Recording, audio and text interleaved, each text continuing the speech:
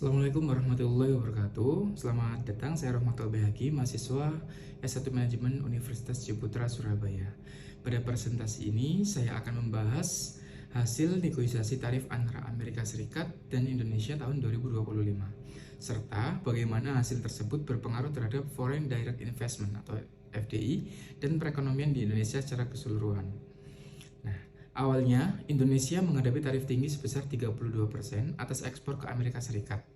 Melalui negosiasi bilateral, tarif itu berhasil diturunkan menjadi 19%. Melalui negosiasi bilateral, meski terlihat positif, penurunan tarif ini memiliki konsekuensi, yaitu keharusan bagi Indonesia untuk melakukan investasi langsung di Amerika Serikat.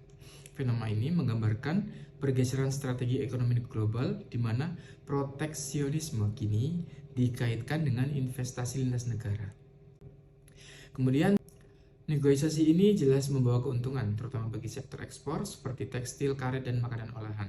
Indonesia berhasil menunjukkan kekuatan diplomasi ekonominya, menjaga kerjasama dengan Amerika Serikat tanpa kehilangan kedaulatan dagang. Namun resikonya adalah potensi ketergantungan ekonomi jika investasi yang diminta AS justru mengalihkan nilai tambah dari Indonesia ke luar negeri. Jadi, kesepakatan ini baik untuk jangka pendek, tapi Indonesia harus berhati-hati dalam strategi jangka panjangnya.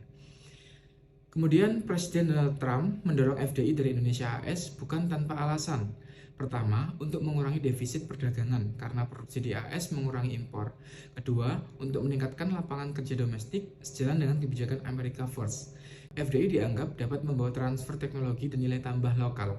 Dan terakhir, ini juga merupakan strategi politik agar Amerika Serikat tetap dominan secara ekonomi di Asia Tenggara.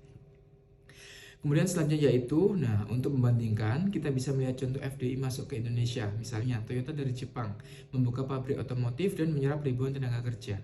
Samsung dari Korea membangun rantai pasok elektronik lokal.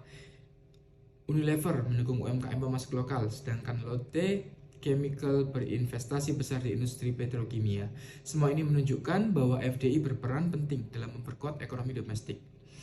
FDI bukan hanya membawa modal, tapi juga pengetahuan dan inovasi. Dengan adanya investasi asing, Indonesia bisa meningkatkan ekspor, memperluas cadangan devisa, serta mengadopsi teknologi baru. Selain itu, FDI membantu menciptakan lapangan kerja dan meningkatkan keterampilan tenaga kerja lokal. Dampak akhirnya adalah meningkatnya daya saing industri nasional di pasar global. Jadi kesimpulannya, hubungan dagang modern seperti negosiasi tarif antara Amerika Serikat dan Indonesia bukan sekedar soal ekspor-impor, tapi juga soal investasi lintas negara. Indonesia memiliki peluang besar untuk memperluas pasar ekspor dan menarik FDI strategis. Namun, kuncinya ada pada kebijakan pemerintah dan diplomasi ekonomi yang seimbang agar kepentingan nasional tetap terjaga di tengah globalisasi yang semakin kompleks. Terima kasih, sekian presentasi dari saya. Saya akhiri. Assalamualaikum warahmatullahi wabarakatuh.